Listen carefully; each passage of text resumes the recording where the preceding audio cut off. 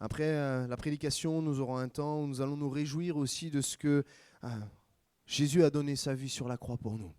Amen, on le fera après. En attendant, j'aimerais vous inviter dans une réflexion, une méditation autour de la parole sur la puissance de la lumière de Dieu. Ce n'est pas pour rien que vous êtes dans la pénombre ce matin. Et même on va être encore plus dans la pénombre. Ça ne va être que l'image des cœurs, l'image de certaines situations dans nos vies. Certains vivent dans les ténèbres. Certains vivent prisonniers des ténèbres. Certains, les ténèbres les angoissent, l'obscurité les fait trembler. C'est une réalité. Mais la bonne nouvelle, c'est que la lumière du monde est venue sur terre. Jésus est venu. Mais on va revenir au commencement.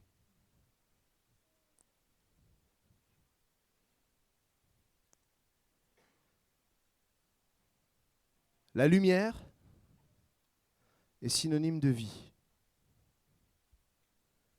Et voilà ce qui s'est passé. Au commencement, Dieu créa le ciel et la terre.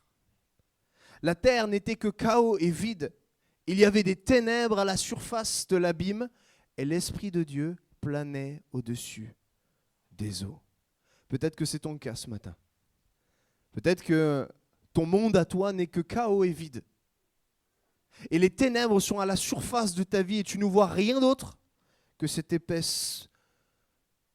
nuage ténébreux qui t'enferme. Tu te sens comme au fond de l'abîme. Mais la vérité, c'est qu'il y a l'Esprit de Dieu qui plane au-dessus. On l'a chanté tout à l'heure. Dieu nous invite à lever les yeux vers les hauteurs. Et je crois qu'il est bon, au milieu du chaos et des ténèbres, de pouvoir apprendre à lever les yeux vers notre Dieu. Mais voici ce que dit le verset 3. Dieu dit qu'il y ait de la lumière. Et il y eut de la lumière. Dieu vit que la lumière était bonne et il sépara. Et retenez bien, il sépara la lumière des ténèbres. Dieu met une séparation entre la lumière et les ténèbres. Dieu veut mettre une séparation vis-à-vis du péché dans ta vie. Dieu veut mettre une séparation vis-à-vis de sa sainteté et vis-à-vis de ce que nous sommes. Il nous l'a montré dès la création. Oui, si la lumière que Dieu a propulsée en simplement parlant sur la terre a créé la vie, imaginez quand Dieu parle sur nos vies. Il est capable de nous faire sortir des ténèbres. Il est capable de construire ce que nous voyons que chaos, ce que nous voyons impasse, ce que nous voyons comme une décharge, une destruction, une ruine. Dieu, il a juste à parler. Dieu veut parler sur ta vie ce matin. Dieu veut parler. Moi, je crois que ce que Dieu prévoit est toujours le meilleur. Ce n'est pas moi qui le dis, c'est la Bible. Ce que Dieu a préparé, c'est le meilleur. Ce que Dieu veut pour ta vie, c'est ce qu'il y a de meilleur. La question, c'est ce que tu veux de cette lumière? Ou tu préfères tout gâter comme Adam et Ève? Ils ont tout gâté. Le péché est entré. Mais la bonne nouvelle, c'est que la lumière, elle chasse les ténèbres. Et voici ce que nous dit la parole de Dieu, dans Jean chapitre 1. Au commencement, la parole existait déjà. La parole était avec Dieu et la parole était Dieu. Nous parlons de Jésus. Elle était au commencement avec Dieu. Tout a été fait par elle et rien de ce qui a été fait n'a été fait sans elle. En elle, il y avait la vie. Et cette vie était la lumière des êtres humains. La lumière brille dans les ténèbres et les ténèbres ne l'ont pas accueillie. Cette lumière était la vraie lumière. J'ai envie de dire, la seule lumière, la seule source de vie, c'est Jésus-Christ, qui en venant dans le monde éclaire tout être humain. Tout être humain est éclairé par cette seule et vraie lumière. Elle était dans le monde et le monde a été fait par elle. Pourtant, le monde ne l'a pas reconnue. Elle est venue chez les siens et les siens ne l'ont pas accueillie. Mais à tous ceux qui l'ont acceptée, à ceux qui croient en son nom, elle a donné le droit de devenir enfants de Dieu. Et voilà ce qui s'est passé dans Luc, chapitre 2, verset 9. Un ange du Seigneur leur apparut, et la gloire du Seigneur les entoura de lumière. Ils eurent alors très peur, mais l'ange leur dit, n'ayez pas peur, car je vous apporte une bonne nouvelle qui réjouira beaucoup de peuples. Nous avons deux réactions face à la lumière. Soit elle vient démasquer quelque chose et nous sommes tremblants. Elle vient nous sortir dans nos ténèbres habituelles. Et j'ai envie de te dire, on s'habitue vite au chaos. On s'habitue vite à l'échec. C'est presque rassurant d'être dans l'échec. Mais moi, ce n'est pas ce que je vois dans la parole. Ce n'est pas ce que Dieu veut. Tu crois que ton foyer en déliquescence, c'est une fin en soi? Non. Si la lumière de Dieu vient, elle perce les ténèbres. Si Jésus vient, parce que Jésus veut être accueilli dans notre maison, il ne fait pas du bourrinage de porte, il ne fait pas le colporteur qui rentre dans ta maison pour te vendre les matelas. Non, il veut rentrer et être accueilli. Mais la Bible nous dit que les siens ne l'ont pas accueilli. Le peuple élu n'en a pas voulu, ils n'ont pas reconnu en lui le Messie. Pour nous, c'est une grâce, puisqu'à tous les autres peuples est offert cette lumière. Veux-tu cette lumière ce matin? Les bergers, étonnamment, j'ai envie de dire, je ne sais pas comment j'aurais réagi non plus, peut-être que je me serais enterré dans la terre. Imaginez une multitude d'anges remplir à la place des étoiles une lumière. Et il est dit, la gloire du Seigneur resplendit dans le ciel et les entoura d'une lumière. En un instant, on est passé des ténèbres à la lumière, juste parce que la lumière, la gloire du Seigneur est apparue au milieu des hommes. La réaction des bergers, ça a été la peur. As-tu peur de cette lumière? As-tu peur de ce qui pourrait changer dans ta vie? As-tu peur ce matin de ce que Jésus viendrait révéler ton péché et que tu as du mal à lâcher? Es-tu dans la crainte? J'ai envie de te dire, c'est une réaction normale. Parce que la lumière de Dieu fait tout pâlir. Cette lumière, elle n'a pas de comparaison. Elle est, et nous l'avons lu, la seule et vraie lumière. Mais j'aimerais te dire que malheureusement, si tu demeures dans la peur, tu seras conduit au doute et à l'incrédulité.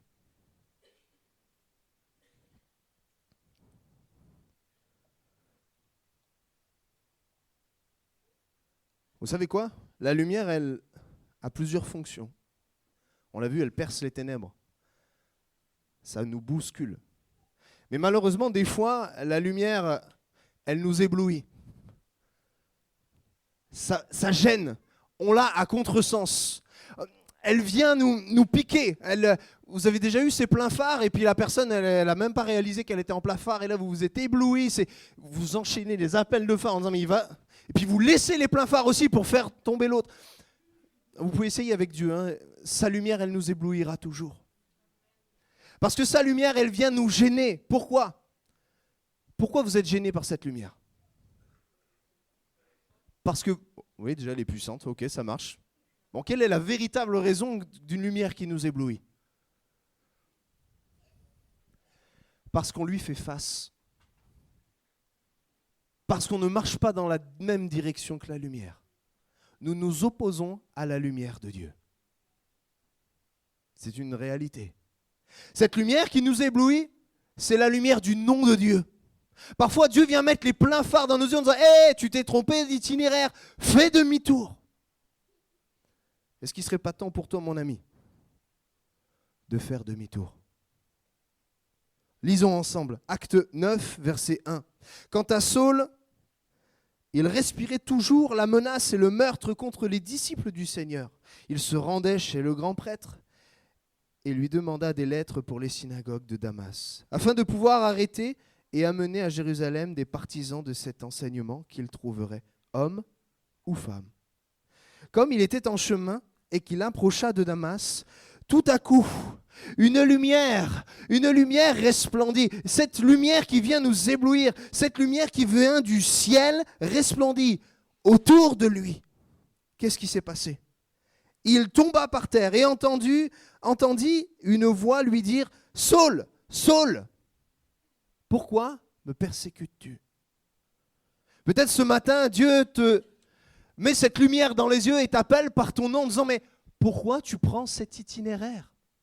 Pourquoi tu tolères le concubinage dans ton foyer? Pourquoi tu tolères le vol? Pourquoi tu tolères le non-pardon? Pourquoi tu empruntes cet itinéraire alors que je te dis que ce n'est pas bon pour toi? Oui, Dieu est peut-être exigeant aux yeux des hommes, mais pour moi, il est ce qu'il y a de meilleur.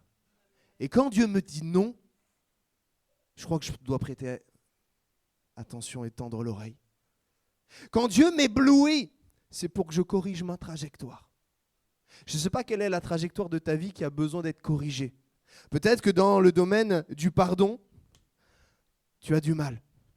Peut-être que dans le domaine de l'obéissance, de la consécration, tu retiens encore. À chaque fois que nous retiendrons, à chaque fois que nous serons dans la maîtrise, à chaque fois que nous essaierons de prendre nos itinéraires, Dieu sera obligé de mettre cette lumière pour nous éblouir. Et Saul de Tarse était convaincu. Il était zélé pour le meurtre et la persécution. C'est trop gros, hein? Vous ne faites pas ça. Vous agissez pas comme ça. Saul, il était tellement convaincu qu'il servait le vrai Dieu, qu'il était capable de prendre femme et enfants et les mettre en prison. Imaginez la force d'une conviction telle que celle-ci. Vous, ça vous est jamais arrivé d'être tellement convaincu d'un itinéraire que vous êtes planté? Pourquoi? Parce qu'au lieu d'entendre la voix de Dieu, nous préférons entendre la voix des hommes et celle des convictions personnelles. Et puis Dieu, qui n'arrive plus à faire entendre sa voix, est obligé d'allumer les pleins phares. Moi, je crois que Dieu veut parfois dans nos vies nous mettre des stops.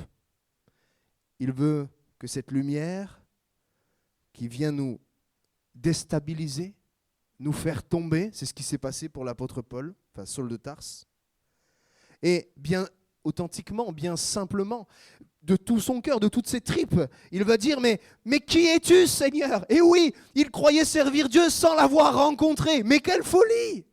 Tu crois qu'en venant en ce lieu, juste en venant, assis sur cette chaise, tu as rencontré le vrai Dieu? Non.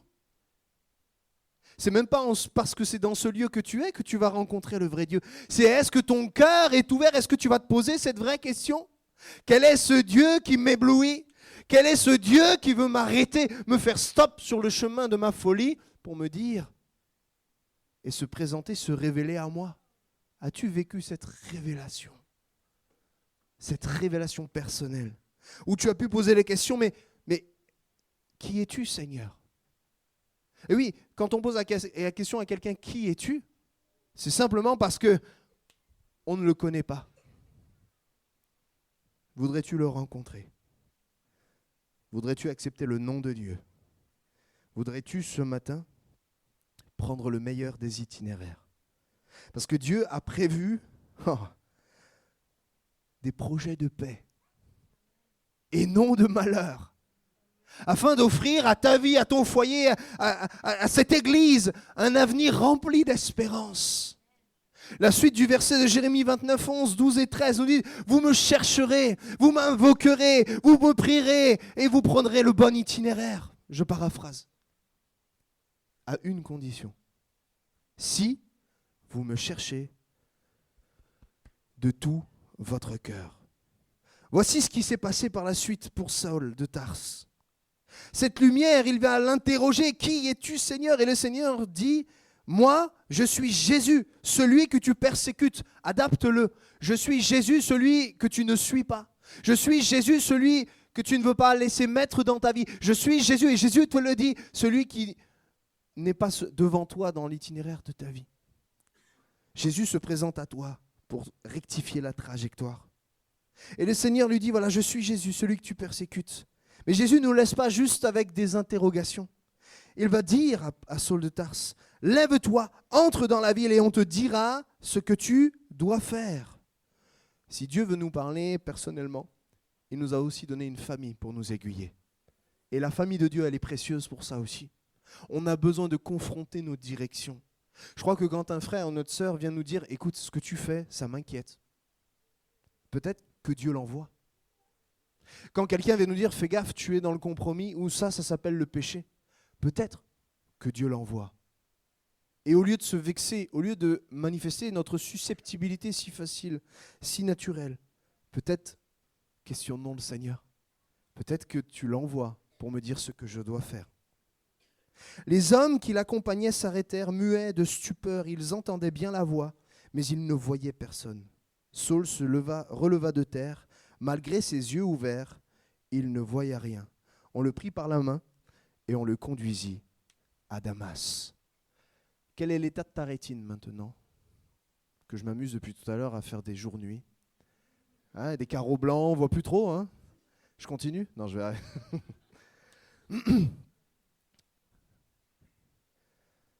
Moi, je crois que ce que Dieu veut, c'est ce qu'il y a de meilleur.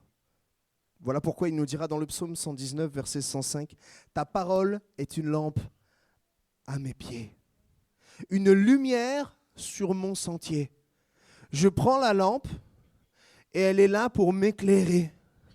Elle est devant. Et la lampe, à l'époque, elle brillait pas plus que ça. Hein. Ce n'était pas les gros projecteurs comme je viens d'allumer. Hein. On la mettait à nos pieds pour éviter les embûches. On la mettait devant pour prendre le bon itinéraire. Et si elle était devant, alors j'étais sûr de ne pas tomber. Si elle marchait devant moi, cette lumière, si la parole de Dieu est devant moi, alors je ne me trompe pas d'itinéraire. Je ne trébuche pas. Si je la laisse derrière, vous y avez cru ? J'ai vraiment failli me faire... Si je ne laisse pas la parole devant, je ne verrai pas les marches, les pièges de l'ennemi. Laissons la lumière de Jésus devant.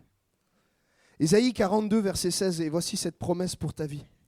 Je ferai marcher les aveugles sur un chemin qu'ils ne connaissent pas. Quelle espérance!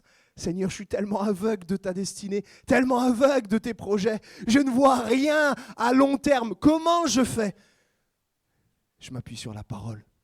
Je ferai marcher les aveugles sur un chemin qu'ils ne connaissent pas. Je les conduirai par des sentiers qu'ils ignorent. Vous voulez la suite? Elle est extraordinaire. Je changerai devant eux les ténèbres en lumière et les endroits tortueux en plaine. Voilà ce que je ferai. Je ne les abandonnerai point. Alléluia. Seigneur, je serre ta parole contre mon cœur. Je la laisse devant moi et je te suis. Parce que ce n'est pas lui qui va nous lâcher. Il nous a fait cette promesse extraordinaire.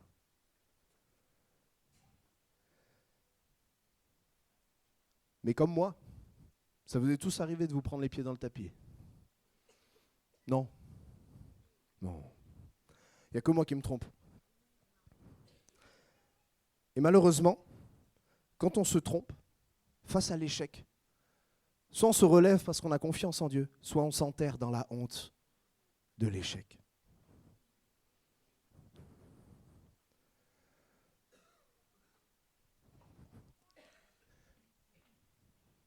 Et je dirais que le bon médicament pour nous relever de la honte de l'échec, c'est de laisser la lumière de Jésus me remplir pour que je puisse être à mon tour cette lumière sur la terre. Parce qu'il existe cette lumière et c'est cette quatrième lumière que j'ai allumée, celle que je reflète. Jésus dira dans Matthieu 5, verset 14, « Vous êtes la lumière du monde. Une ville située sur une montagne ne peut être cachée. Et on n'allume pas non plus une lampe pour la mettre sous un seau. » Imaginons maintenant, je peux te prendre. Imaginons que j'ai allumé depuis tout à l'heure ces lumières et je suis assez fier de moi, c'est assez joli. Je suis la parole, elle marche devant moi. Tout va bien. Est-ce que j'ai réussi à remplir cette pièce de lumière? Et est-ce que ce serait logique que je fasse ça? Vous ne faites pas ça, vous, quand même. Vous voulez allumer une pièce et vous la cachez? Vous cachez la source de lumière? Pourtant, c'est bien ce que nous faisons. À chaque fois que nous retenons le témoignage, à chaque fois que nous refusons d'être ces lumières du monde, à chaque fois que nous avons honte du nom de Jésus-Christ. Moi, je vous pose la question, trouvez-moi une solution. Si moi j'ai fait ça, quelle est la solution?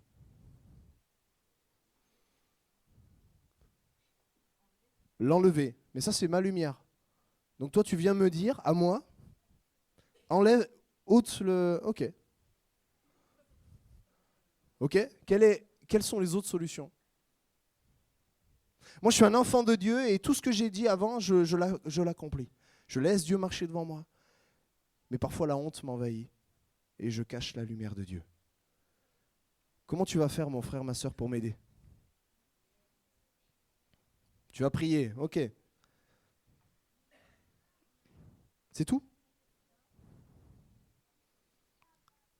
Qu'as-tu sur toi pour m'éclairer? Si toi, tu es la lumière aussi, qu'est-ce que tu pourrais faire? Ouais. Comment on fait? Ce monde, cette pièce est enténébrée. Comment on allume la lumière? Comment tu fais là maintenant, présentement, dans ce lieu pour allumer la lumière? À part demander à Michael, mais pas de suite. J'aimerais que vous puissiez prendre votre smartphone. Et normalement,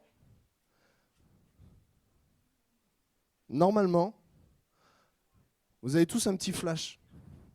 Je suis sûr, si vous l'allumez tous, on va percer les ténèbres de cette pièce. Allez, sortez vos smartphones, éclairez-moi. Ah, vous l'avez. Et voilà quand on cache la lumière.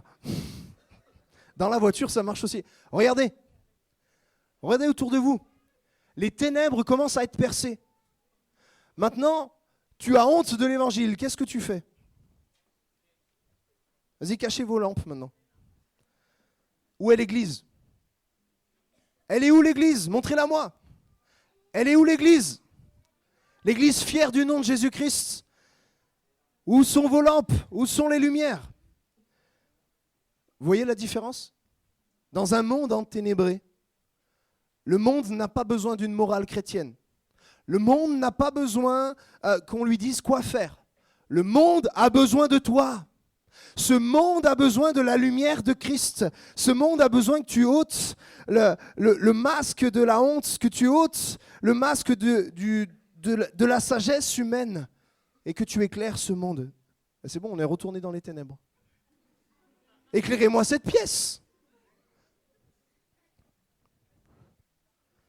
Jésus a dit, on n'allume pas une lampe pour la mettre sous un seau. Tu n'allumes pas ton smartphone pour le remettre dans la poche. Tu n'es pas allumé de la lumière de Christ pour te cacher dans ta maison, te cacher derrière ta timidité, te cacher derrière ta honte. La solution, c'est que toi-même, pour ta vie, tu puisses brandir cette lumière. Et fier d'appartenir à Jésus, tu puisses vivre ce que Jésus dira. On n'allume pas non plus une lampe pour la mettre sous un seau, mais on la met sur son support et elle éclaire tous ceux qui sont au 4 boulevard de Pibrac. Éclairez-moi cette pièce. Que de la même manière, votre lumière brille devant les hommes afin qu'ils voient qu'elle voit votre belle manière d'agir. Et qu'ainsi, que va se passer? Qu'est-ce qui se passe? Lisez-le avec moi, s'il vous plaît. Quand tu brilles de la lumière de Christ, qu'est-ce qui se passe? Les autres qui ne connaissaient pas encore Jésus vont passer des ténèbres à sa lumière et ils vont devenir des adorateurs, de ceux qui célèbrent aussi la gloire de votre Père Céleste par la lumière de Christ qui est en toi, celle que tu ne caches pas derrière la honte et la timidité. Des gens perdus dans les ténèbres vont passer des ténèbres à la lumière. Grâce à toi, grâce à la lumière que tu es, la lumière de Christ. De la même manière, votre lumière brille devant les hommes afin qu'ils voient quelle belle manière d'agir et qu'ainsi ils célèbrent la gloire de votre Père Céleste. Est-ce qu'on pourrait prier ensemble? Est-ce qu'on pourrait éclairer? Merci. On va prier ensemble. La lumière chasse les ténèbres. Tu es amené, appelé à percer les ténèbres de ce monde. J'aimerais qu'on puisse prier dans la simplicité de ce temps de partage, de ces textes qui sont plus qu'explicites. J'aimerais t'inviter à prendre des décisions, à faire des choix courageux, engageants, des choix qui vont changer ton avenir très proche dès cet après-midi, dès les jours de cette année 2025 qui vont commencer. Que tu aies des prises de position courageuses.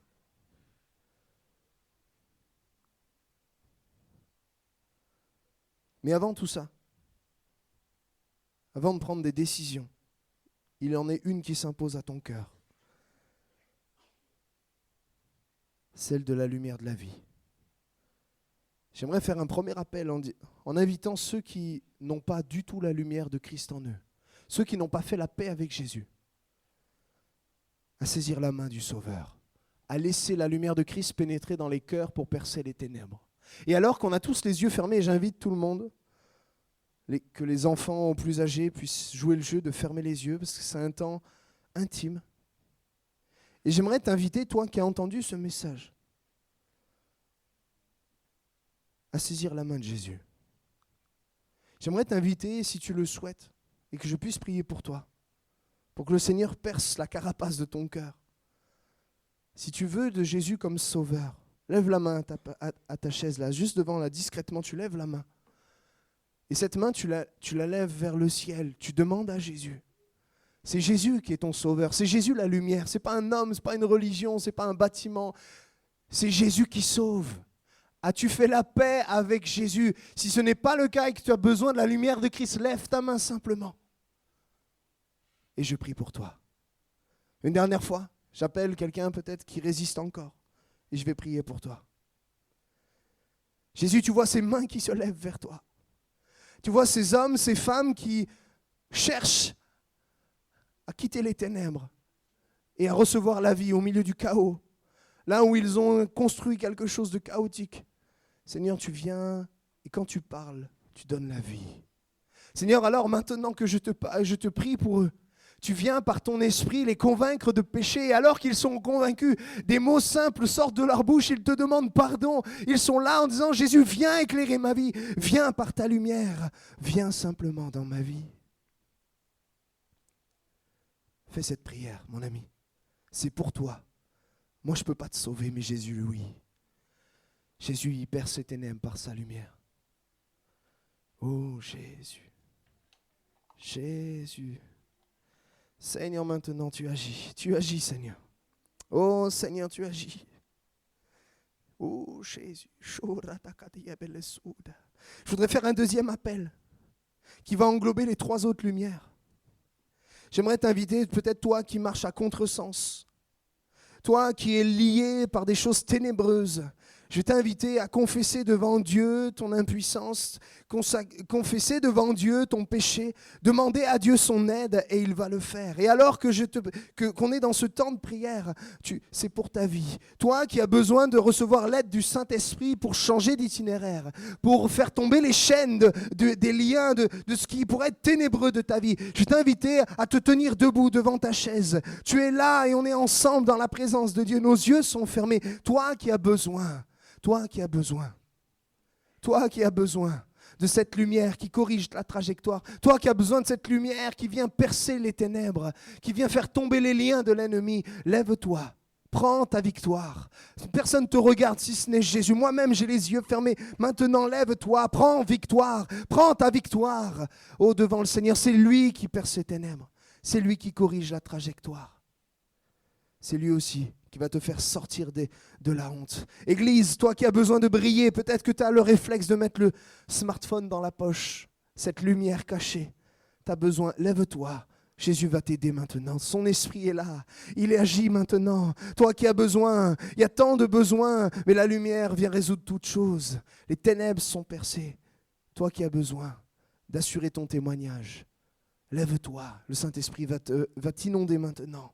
Mais prends position. Tu peux le demander à mi-voix, les yeux fermés, parce que tu crains de te lever, de peur du jugement. Mais qu'est-ce que ce sera? Personne ne sera devant Dieu si ce n'est toi au jugement final. Lève-toi, c'est devant Dieu que tu te lèves. Jésus. Seigneur, je suis moi le premier debout, parce que j'ai besoin que tu corriges ma trajectoire. J'ai besoin que tu me délivres de ce qui pourrait me retenir encore de la plénitude de ton esprit. J'ai besoin, Seigneur, moi, Nathanaël, j'ai besoin d'avoir de l'assurance dans le témoignage. pour briller de cette lumière. Je prie pour ma vie, mais je prie aussi pour mes frères et sœurs qui se lèvent, de ceux qui sont là et qui ont besoin de cette lumière qui va venir les propulser à être des témoins, des Sauls de Tarse qui vont être transformés en apôtres Paul, qui vont aller prêcher partout où ils seront et qui seront un témoin, un outil entre les mains de Dieu. Seigneur, je te prie pour l'église de Colomiers-l'Île-Jourdain. Je te prie, Seigneur, afin que nous puissions briller dans ce monde enténébré, que la lumière perce les ténèbres. Tu veux utiliser l'église, qui est comme cette ville sur le haut d'une montagne. Elle ne peut être cachée. Comme cette lumière, elle ne peut être mise sous un sceau. Seigneur, nous ne voulons rien cacher, mais te laisser au contrôle. Ô Seigneur Dieu, ta grâce. Ô Jésus, alléluia.